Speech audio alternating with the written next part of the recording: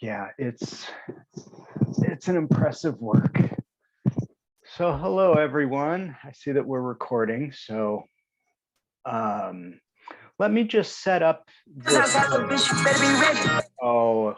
So I'm just checking out somebody who's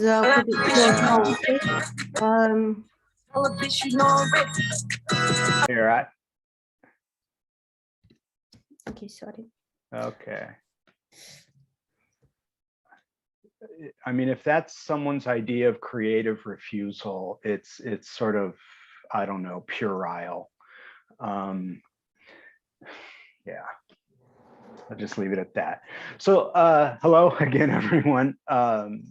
We're going to look at the chapter on imaginary cities, and what this chapter sets out, or the way that the reason why the authors have this chapter here on cities is because they're trying to debunk one of the biggest teleologies in the social sciences, and that's the question of scale. The conventional wisdom being that as human societies have grown larger and more complex, that hierarchy is a necessary outcome of that kind of process. And they show that that has not always been the case. And so any kind of idea that suggests this is natural to the human condition, which Hobbes had his take, Rousseau had his take, that if this is assumed to be a natural condition to humans, then why is it that we find that there were cities that in fact had consciously organized themselves in egalitarian ways? And the author set out to do this by using the examples of Mesopotamia, which is where the conventional wisdom took root. But there are nonetheless other sites that have been explored that whose evidence shows the existence of egalitarianism.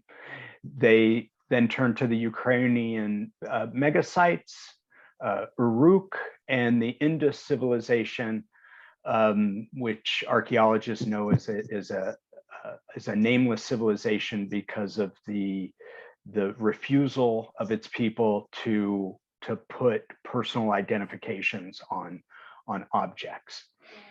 So the teleology that they set out to debunk is the idea that as population density increases, so does hierarchy, and that they show this to not to be a fact of human nature, that in fact there were cities with populations upwards of 30,000 people that did have forms of egalitarianism.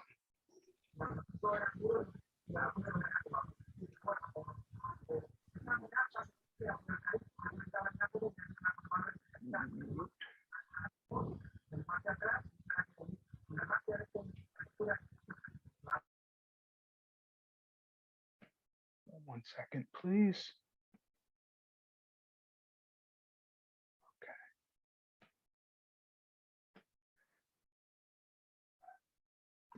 And then, yes. Should we just ask everyone to put the picture so we know if somebody make noise and we don't know this person?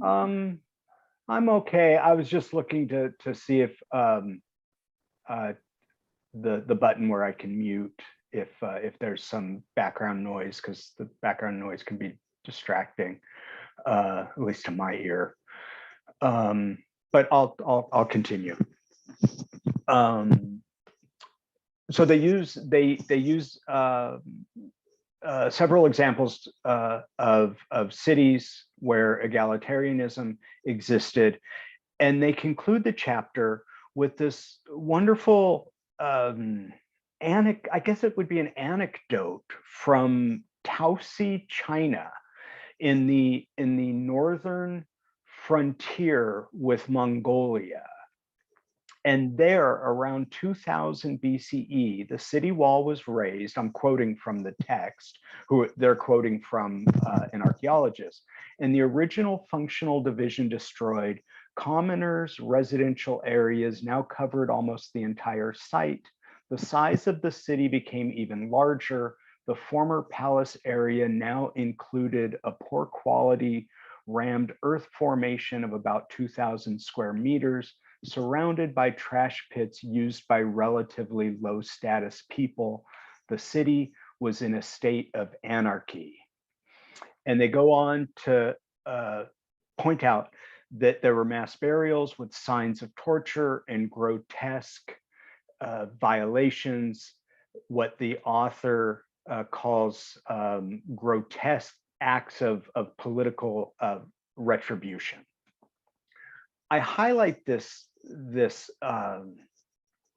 feature here, or this passage here, because it serves the purpose of showing that cities were themselves conscious political constructions, and that people, even in the Neolithic past, could deliberately alter their social arrangements to promote egalitarianism. And as they did so, the city's population and surface area expanded. And so they use this as an anecdote, really just to kind of close the chapter. And I want to use this point to really talk about the possibilities that David Graeber said are always in us as people. The passage is such a wonderful reminder of the directions that human potential can go, that they needn't go, that social revolutions, or in this case, what they suggest was perhaps an economic flowering of the region, that these possibilities are always in us. And so I read this passage as someone, so they mention how this may be humanity's first social revolution. And that's why I wanted to use this example, because as I read it, I couldn't help but be misguided by my own thinking about what a social revolution looks like. Because as I thought about the process that happened as the city wall was raised, as the site was sacked, as commoners took over the palace from the elites, I thought of it in terms of a social revolution of the only kind that I know, which are the Bolshevik Revolution, the Mexican Revolution, the Chinese Revolution, Cuban Revolution, Nicaraguan Revolution, many revolutions. But then the point that really that struck so hard was that this process in Taosi could have lasted some 300 years, which is more than the span of this country, the United States, country where I reside. And so the idea of social, it made me immediately turn to David's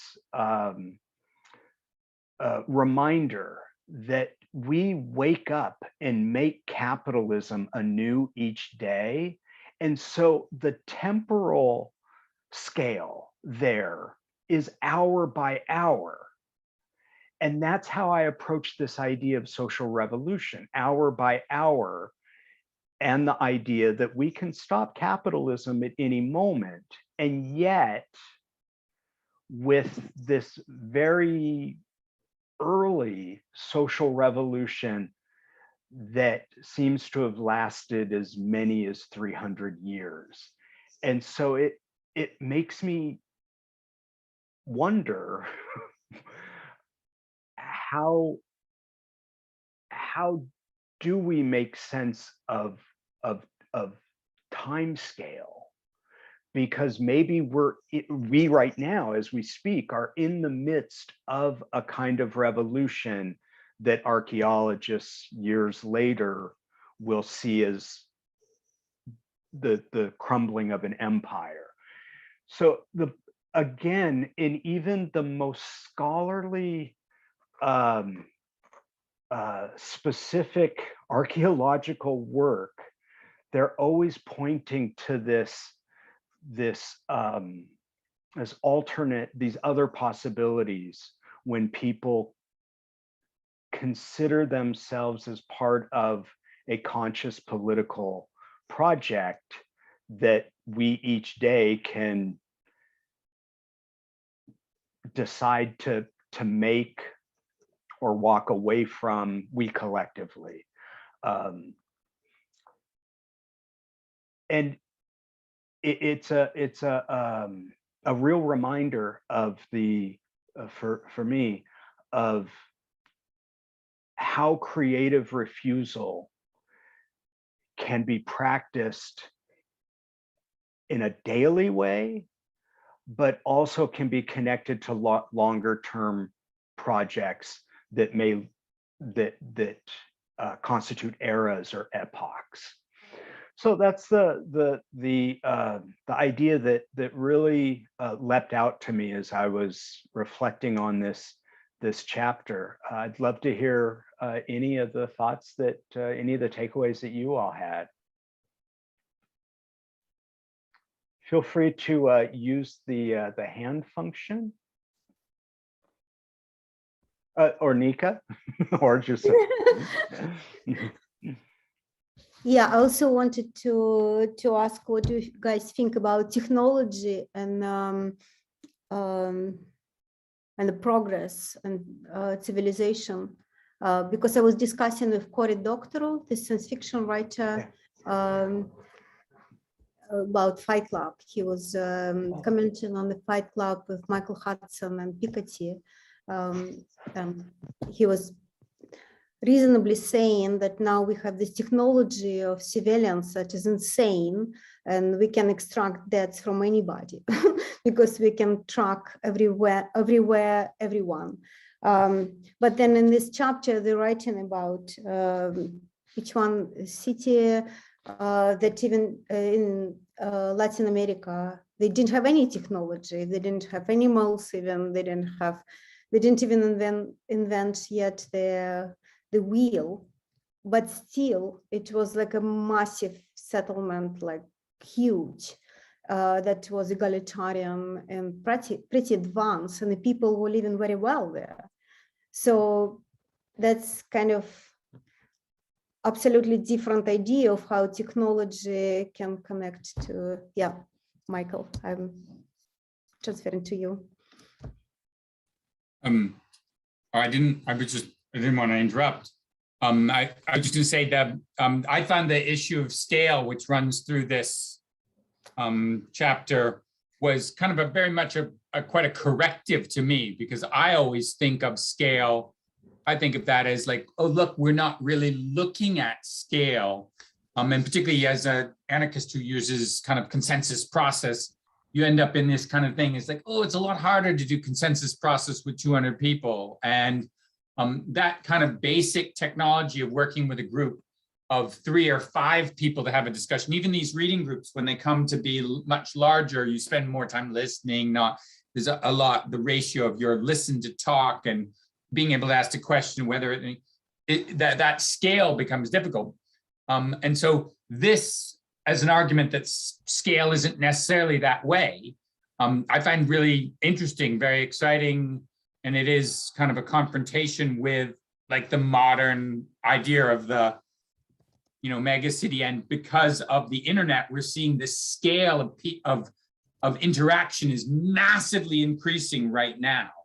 The network society, the the theory of the collapse of space and time. I can hang out with people in India. This room right here has probably got people from multiple continents, right? Which we wouldn't normally have a reading group, right? Like that. And great advantages in that, but also some dangers. One of the things I would ask is a secondary research might be, what happens when scale changes very rapidly, right? That's basically at that point you move from whatever form you had of communication, like in small groups, you find a way of interacting peaceably, and then the scale changes, and then it's harder to work on that. It might also work the other way. You have a hierarchical system and the scale changes and the thing falls apart. The only other comments I would say in this is I find it interesting that they do specific descriptions of the archaeology and then say, well, we don't know what this city is like. They have then a vague critique, which they're not really engaging with, about whether or not archaeology itself has had predisposition to say, cities are, so they're always undermining that kind of mythology of, which is really what this whole article about scale is about. But they kind of have, without going into the details of archaeology debates, they kind of say, well, maybe archaeology has been predisposed to looking at hierarchy as the normal form of organization at large scale. But then they also go back to anthropology, specific examples of anthropology that show that. So it's like they make an argument about the Basque country and a circular village that happens now, and then these earliest cities that they mention that are circular and have nothing in the middle. So, or even the Indus Valley city is basically a big circle around this central area, which are baths and seem to have no rich people in them. They don't, there's no, it's also a center which is owned by the community, a commons, if you will.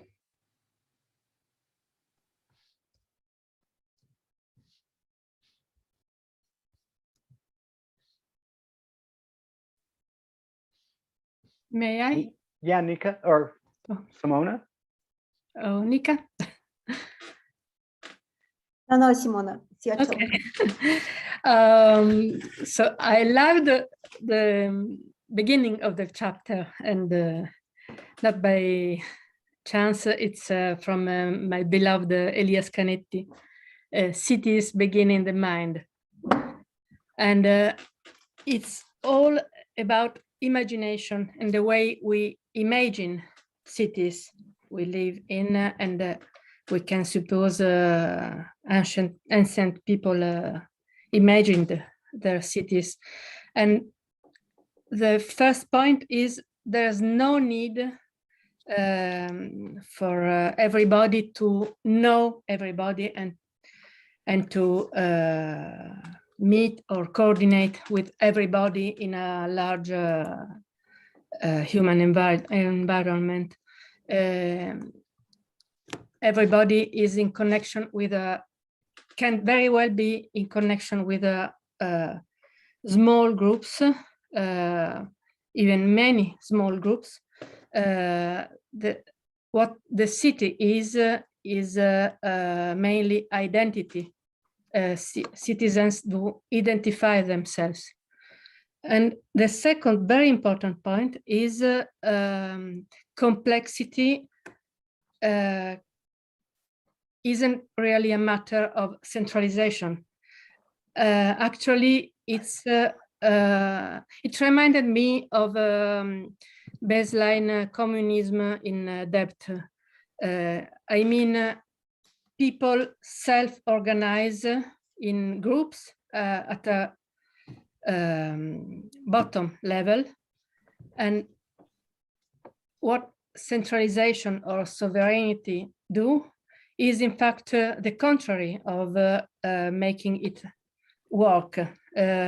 It's just imposing to the self-organization of people hierarchy that spoils things and makes organization less efficient and less effective than when people self-organize.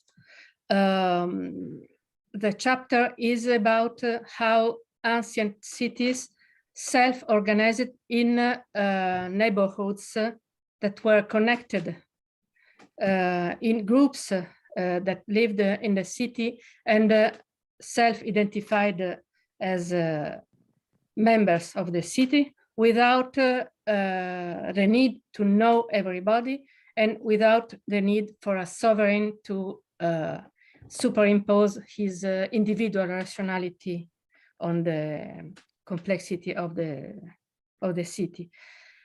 And this reminds me also of what Spinoza says in Political Treatise.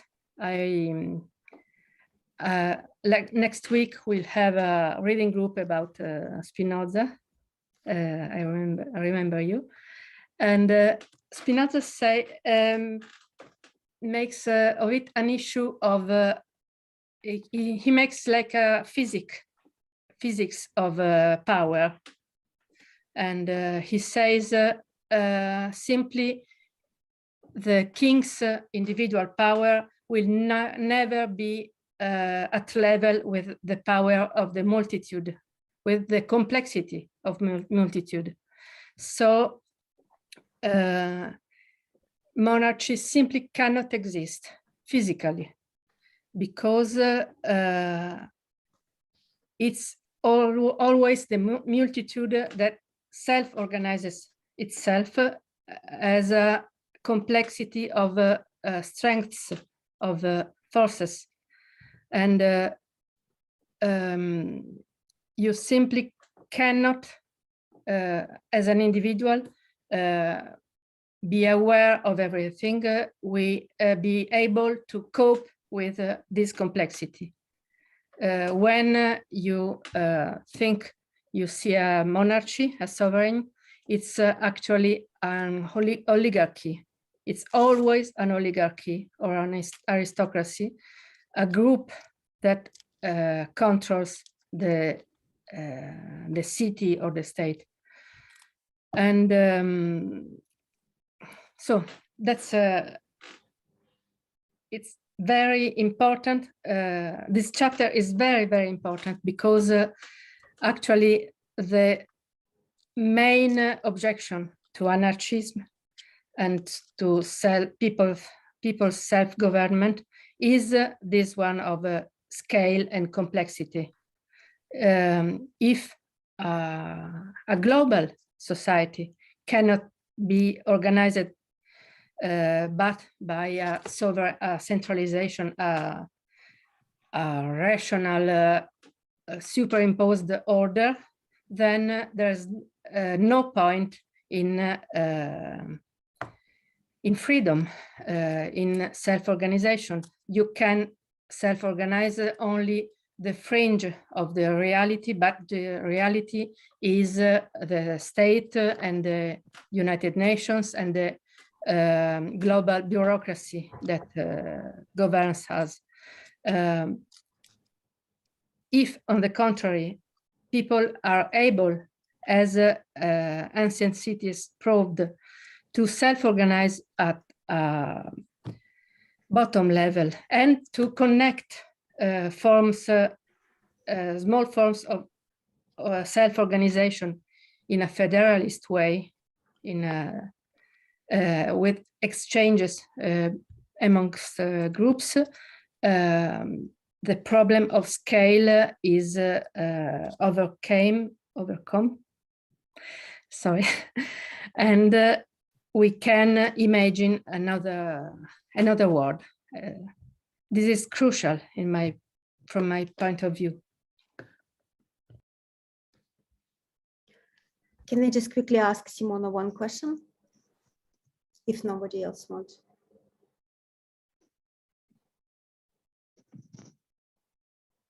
Can I? Sure, go ahead.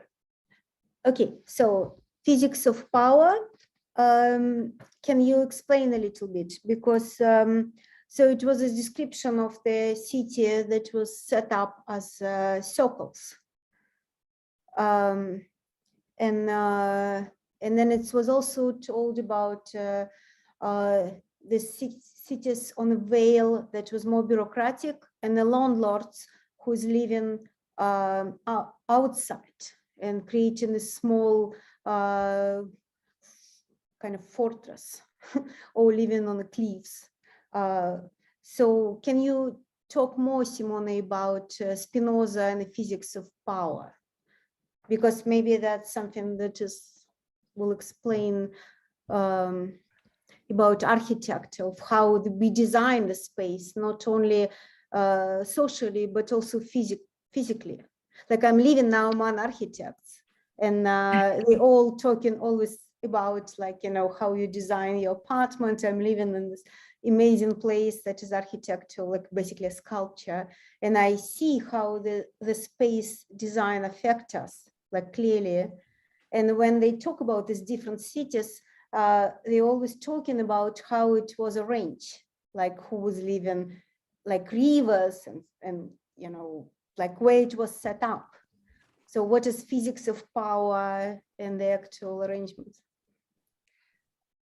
Well, I have two answers, and that about Spinoza is not the most important one.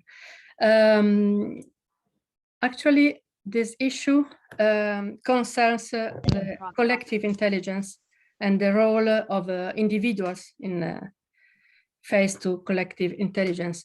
You live in an environment designed by an architect, and actually, when David spoke about architects and Marx's the architect and the bee, it was the issue of imagination. So this question concerns the relationships between the architect and collective intelligence.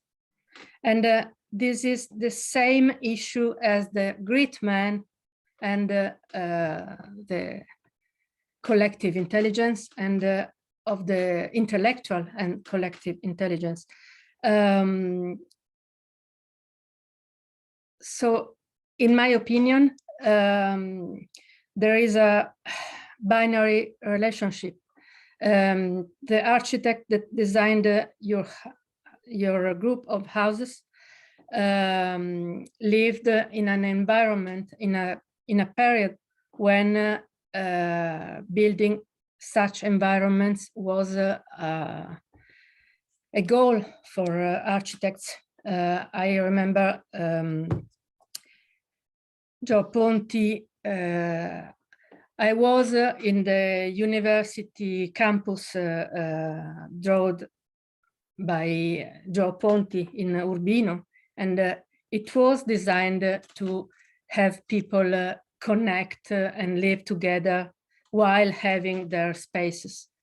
This was an idea that people had at that time, and the way they implemented this idea was different for each architect, but with taking many ideas from the others and in a process of exchange. So we don't need to imagine that a city like the circular one that is described in this chapter was designed by one architect, but we can imagine many architects and many ideas succeeding each other, and a building that was a city that was drafted in time, but with individuals' ideas that were in connection, in dialogue with others. coming back to Spinoza, Spinoza's question was one of his questions was how can a multitude unite? In which way can it happen that a multitude acts like if it was guided by one, only one mind? Quomodo fieri potest ut multitudo una velut mens ducatur. And he starts by answering not by a legislator, not by a king. And in saying so, he's directly answering to Machiavelli and to Hobbes, and is not answering to Rousseau because it's a century later, but this is the same issue. For Machiavelli, to create the order of a city, of a repubblica, you need a legislator. And for Hobbes, you need a sovereign, a king. Spinoza says, not at all, you don't need it, but you need a physics of power to understand which is the process that leads a multitude to unite. The unity is a process, is not something you put at the beginning, something an architect or a legislator creates at the beginning. It's about constantly this is David, not Spinoza, constantly negotiating, I don't know how to pronounce it, the orders of the city. So schematically, Machiavelli says the order of the city, the laws that will allow people to live together can be set up only by one person, a legislator. That's why he's so keen of having a prince to lead Italy. And to Spinoza, it is not a king, it is not a legislator, it is the multitude that organizes itself.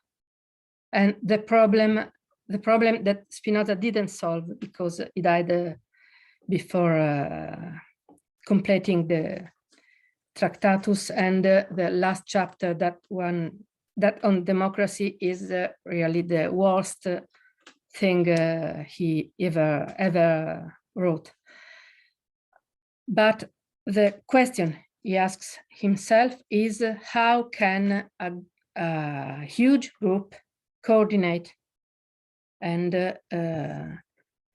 act together without a legislator? And only last thing, but we can discuss this next week, in theological political treatise, he deals a lot with a legislator, that is Moses. And what he says is he definitely used religion to create an order, and but he had to do so. So doing, Moses built a religion of obedience, because Jews were disempowered by a long history of servitude, and they were not able of freedom, to be free. But for a republic, for a group of free people, you should not have a legislator, you should not have a religion of obedience. Sorry for being so long.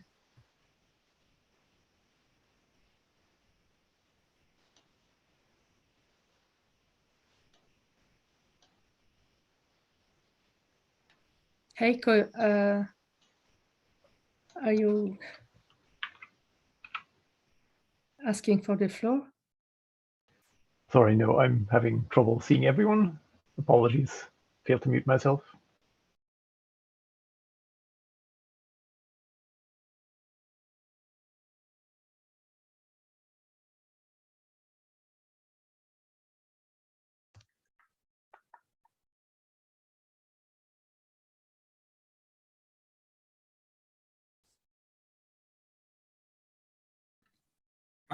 Go ahead, Dennis. Hello.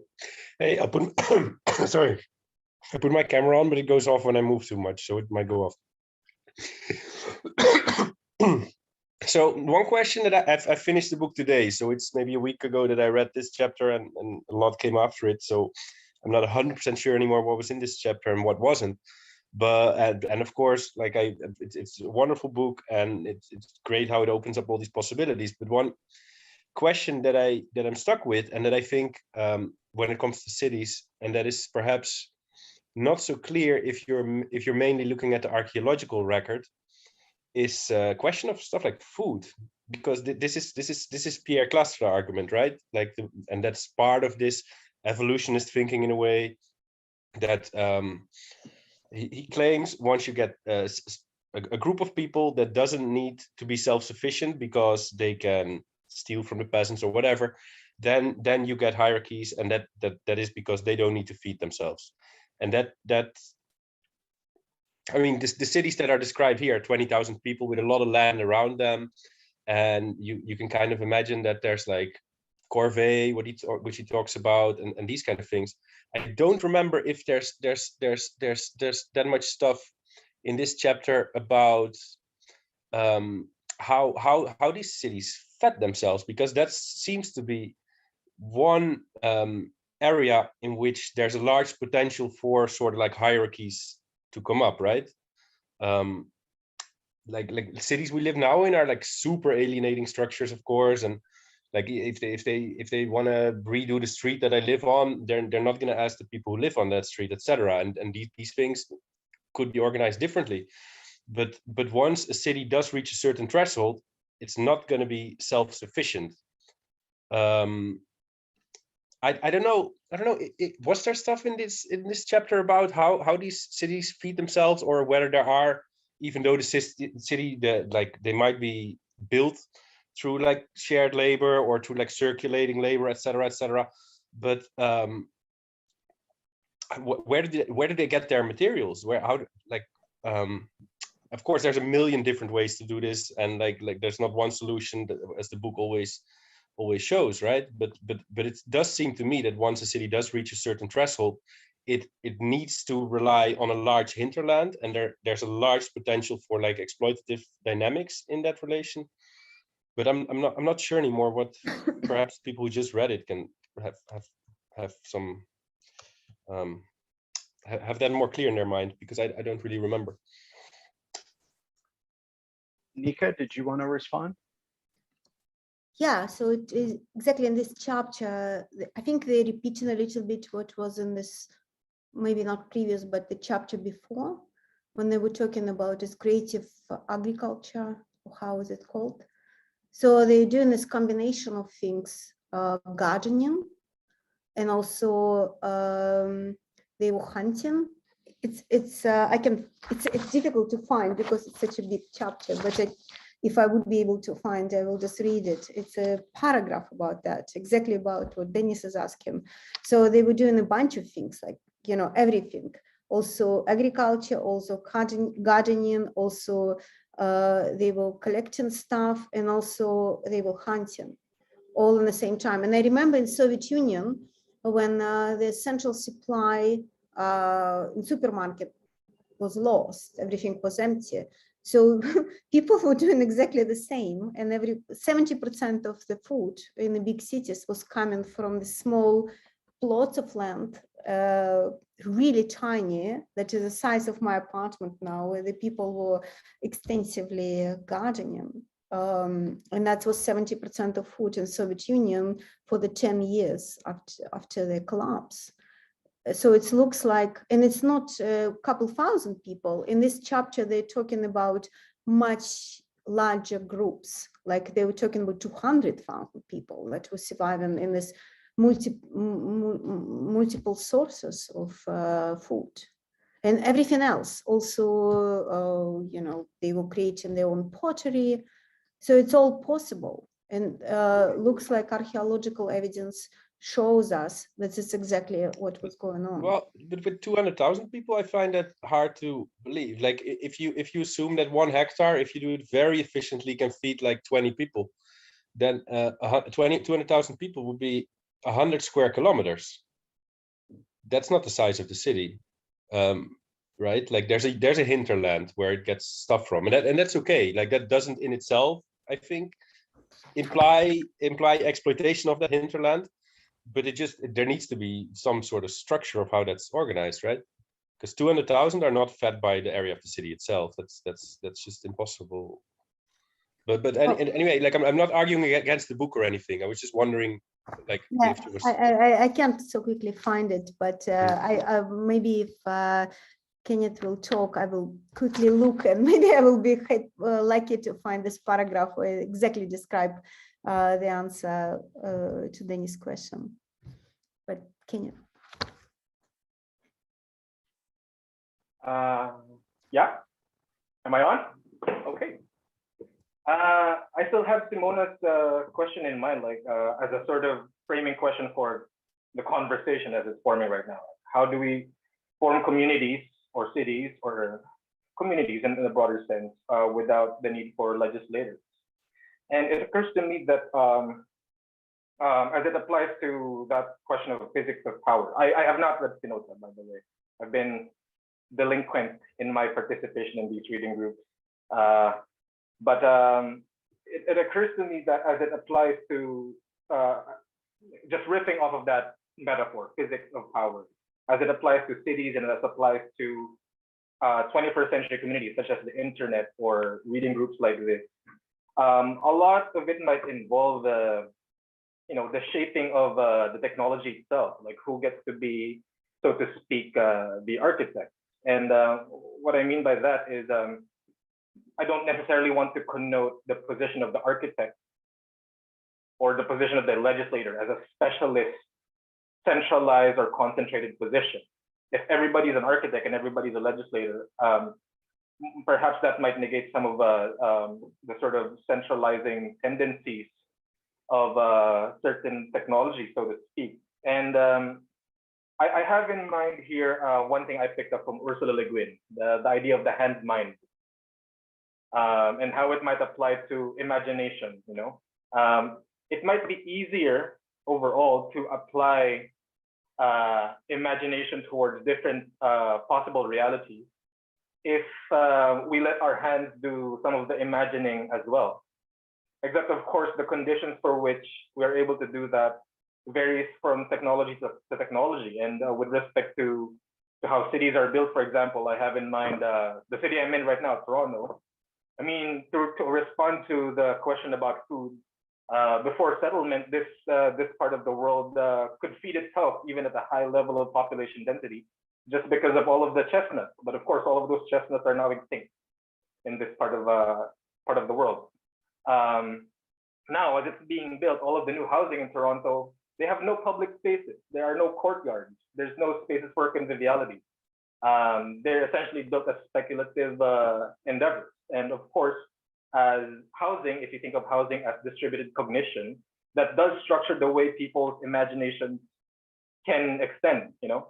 People's imaginations with respect to houses is basically speculative in this part of the world. Or where I come from, originally Manila, housing and residences, a lot of our distributed cognition, so to speak, is around walls. I have this sneaking suspicion that Manila and perhaps a lot of global South, third world cities, if you were to stretch out all of the walls, all of the fencing, those 10-foot high, 12-foot high concrete barriers, they would be as expensive as like border walls. And of course, that is our distributed cognition from that part of the world as well. Like there's a lot of fear in our architecture.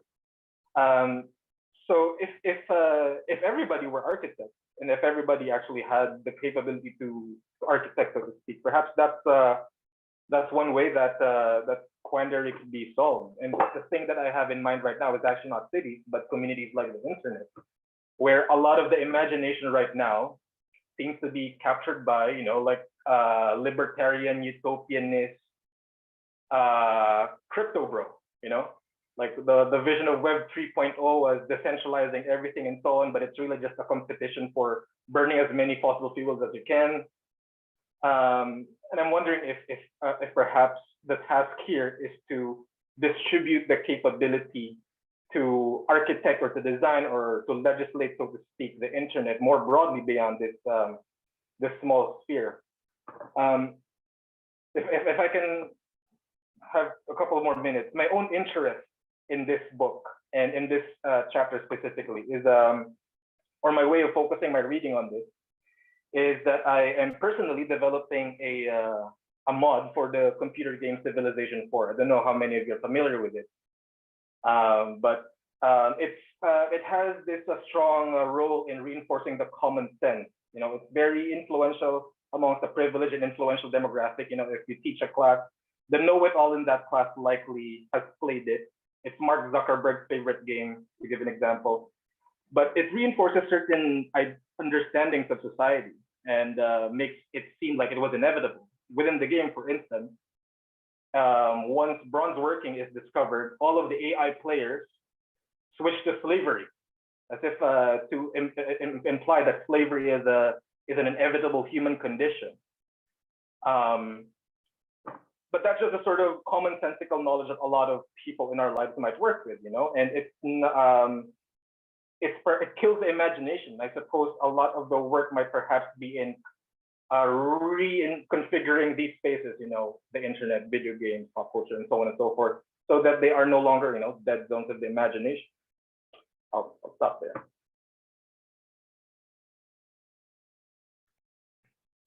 Thank you, Kenneth. Wow, there's a lot there to think about. You've opened up a whole world that I'm going to have to follow up with you, because I would love to continue that conversation. That's wonderful. I wanted to respond to Dennis's question. So that the cities that had populations of say 200,000, those were quite rare. And I didn't find an example in the chapter of them saying that there were towns of 200,000 that were egalitarian, that consciously created egalitarian structures. So if there were, towns of that size would have been more hierarchical, would have been aristocracies, monarchies. They of course would have survived by through structures of violence. The egalitarian towns, Teotihuacan is one example, and its population I've seen as high as 300,000. I don't tend to go that high. 100,000 is probably closer, and it's believed that it was egalitarian. And so I think that the growing of food was done collectively. The hierarchical cities, the monarchical cities, one of the arguments that they make is that those commercial cities, through a process of schismogenesis, rely upon the hinterlands where there are traditions of heroic societies. And so there's this complementarity that develops. So I think in terms of scale, I think size-wise, I think egalitarian towns would have been able to have fed themselves. And I noticed in the chat there were some references to the play farming that everyone did, and I think that was often robust enough to feed the populations. If others have more specific insights, I'd love to hear them. Yeah, I just posted in the, I found this and I photographed this paragraph from the chapter. It's variety of things. It's play farming and, you know, small scale gathering, and then keeping livestock, cultivation of archates, that is not feeding itself, it's just beauty, I guess, and wide spectrum of hunting and foraging activities. And I saw it myself, it's working. You know, people would go to the forest and collect mushrooms in Leningrad, and then they will, you know, use them in the winter, and, you know, so on and so forth. So, and Leningrad is 6 million people. We're not talking about 20,000 or 200,000.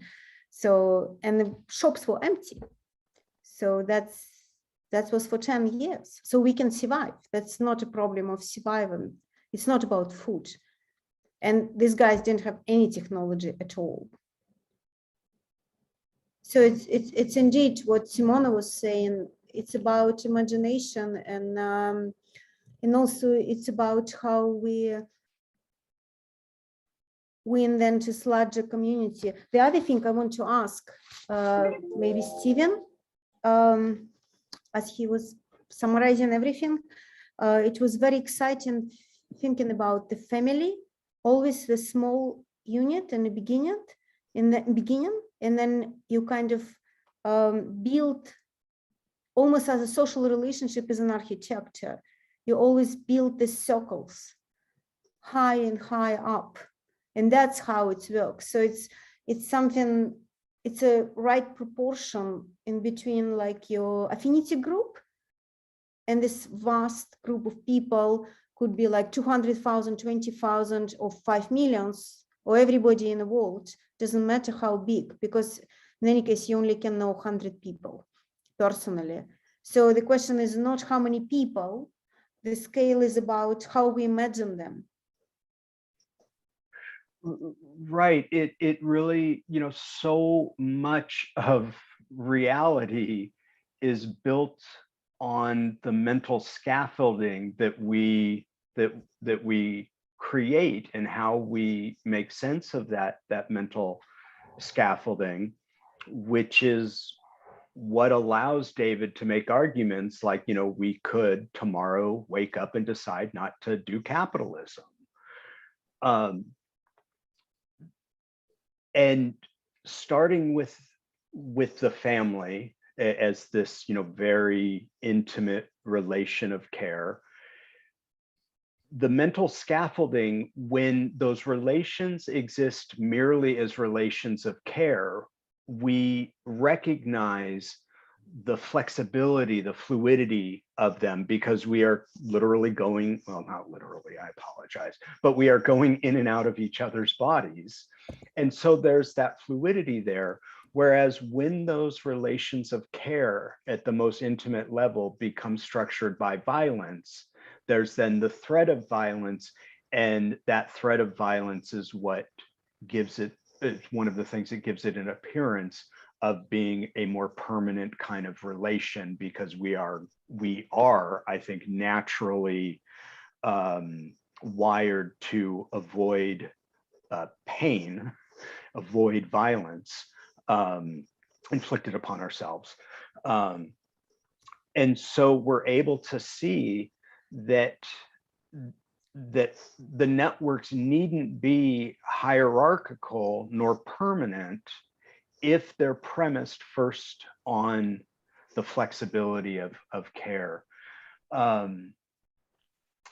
I mean, I until today, I never really thought of thinking of cities. Obviously, you know, I thought of cities as social constructions, but really cities as expressions, as potential expressions of relations of care, but that often do become fixed and hierarchical and structured by violence, but that they needn't be that way.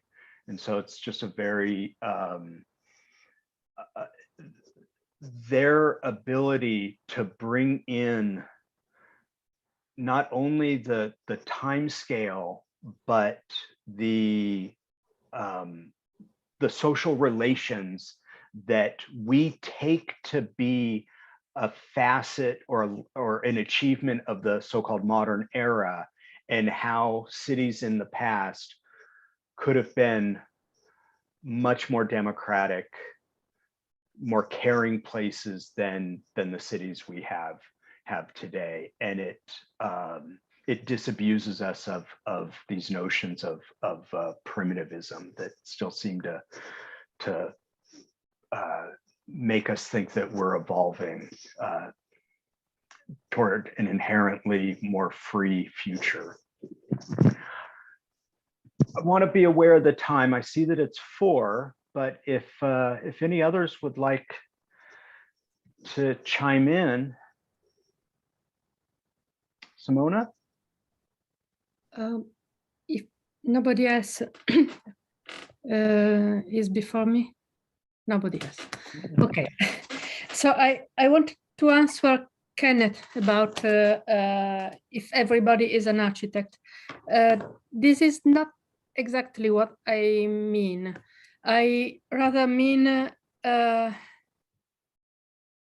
architect that built Nika's house or Joe Ponti or David are unique. The way they put ideas together is of their own, and is individual, is very them, and even, but they expressed ideas that were like in the air, that were shared at that time, that are shared now.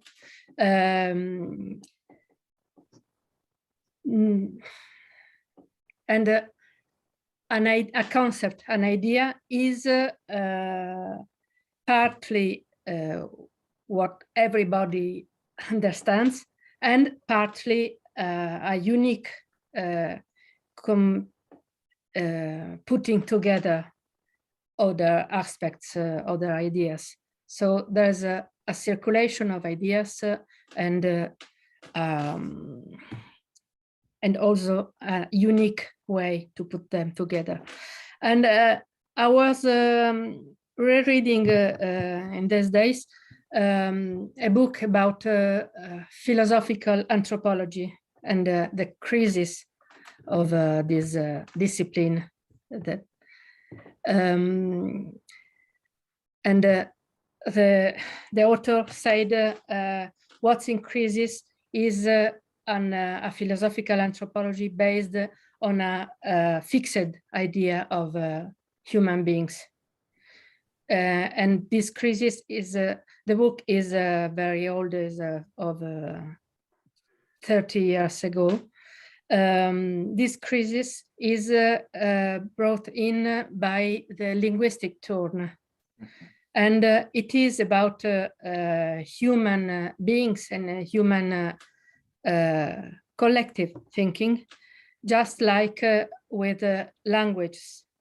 A word is never an individual creation because it couldn't be understood, but the meaning of this word is ever changing when we use it, and we change language while using it.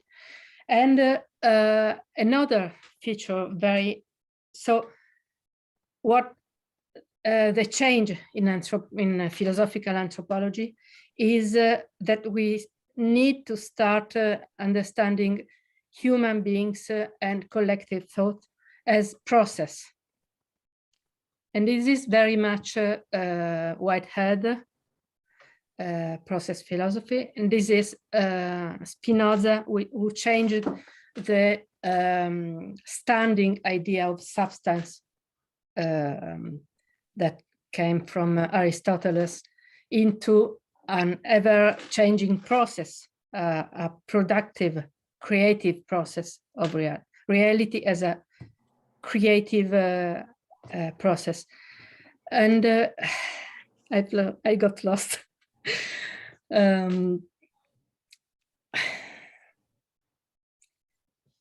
So the another aspect, very important, of the linguistic turn is that in communication, you never have a packet of information that is transferred from my brain when I'm speaking to another person's brain. There's always a work of interpretation when receiving a message. And this interpretation is a creative process itself. And this is very connected with the idea that violence is stupidity, is what allows you to get rid of this work of interpreting relationships, what people want. And it is also what takes you apart from the collective creation of ideas. Be it because you impose your order, your force, or for any other reason. But the issue is violence and power and sovereignty is an appropriation of collective creativity that disempowers everybody and makes the collectivity, and above all, those in power, more stupid. And this is the process. I cheated.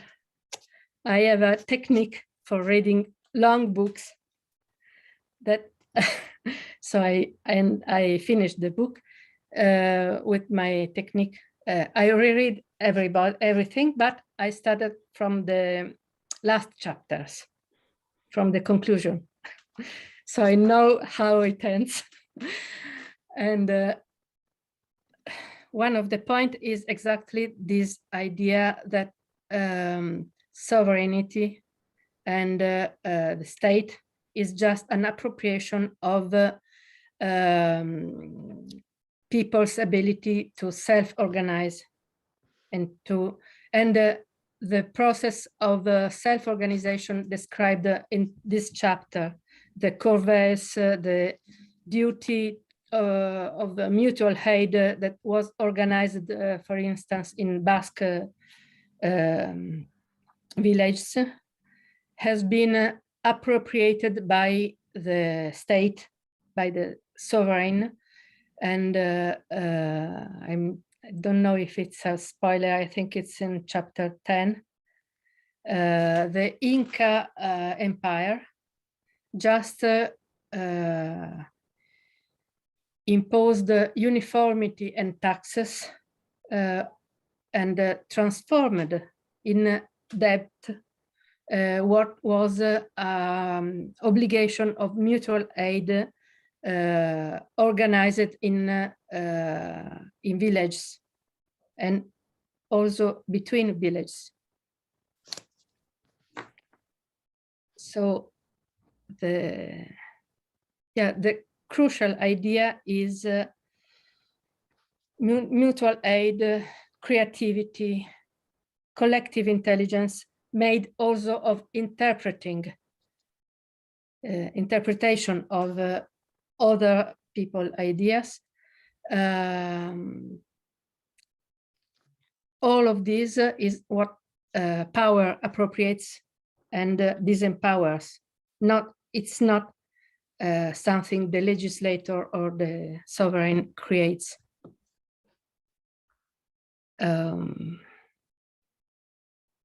So And I found the quote I was looking for, but I already lost. I lost it again. Oh, okay. In other words, page 296. Such simple economies are rarely all that simple. They often involve logistical challenges of striking complexity, resolved on a basis of intricate systems of mutual aid, all without any need of centralized control or administration. Basque villagers in this region are self-conscious egalitarians in the sense that they insist each household is ultimately the same and has the same responsibilities as any others. Yet, rather than governing themselves through communal assemblies, they rely on mathematical principles such as rotation, serial replacement, and alternation. Another point, and then I'll be quiet, I swear. There are many different ways, not just one, to self-organize at the bottom.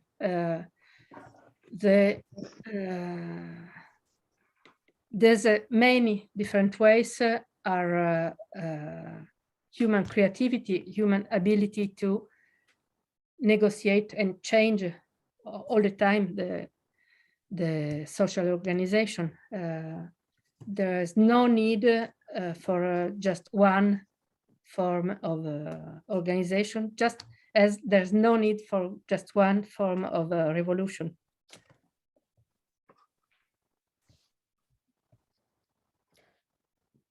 Thank you.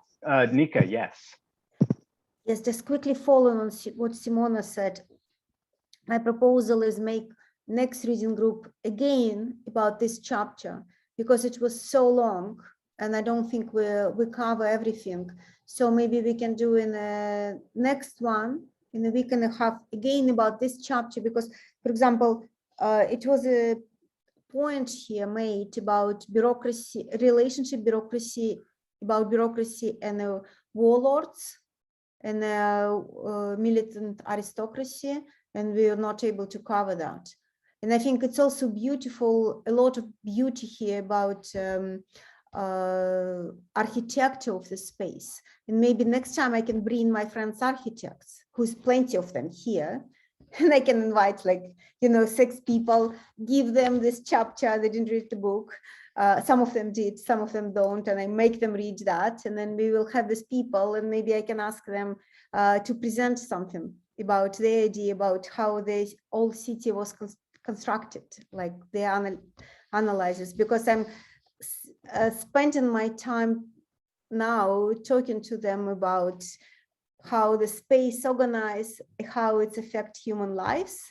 And this is exactly what this chapter about. We're only talking about social design more because that was what David was so much involved, but it's definitely connected to the physical space as well. And that's what archaeologists are doing.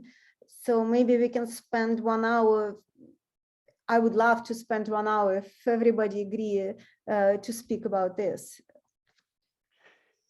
Yeah, I like this idea. So I support the proposal. And, we as a group, we're from all over the world. I don't know that we all live in cities, but we maybe have some experience living in cities. I welcome you to even use your own experience in city living, if you've had it, to, as you think through the kinds of possibilities that that are in us still, that we can see in the Neolithic past, because that's, the two Davids wrote this book for today for a reason, because they thought that now was the time to create this new history. And so I would love to hear people, especially those if maybe you've been reluctant to talk. This might be a way to speak from your own experience, more so than from the academic arguments presented in the book. Okay, so thank you, everyone. I guess this would be the 20th at the same time, same link. So I look forward to seeing you at our next meeting. Just the last things, maybe Simona, you Sure. can announce your group Oh, again. yes, yeah. The Spinoza, another reminder.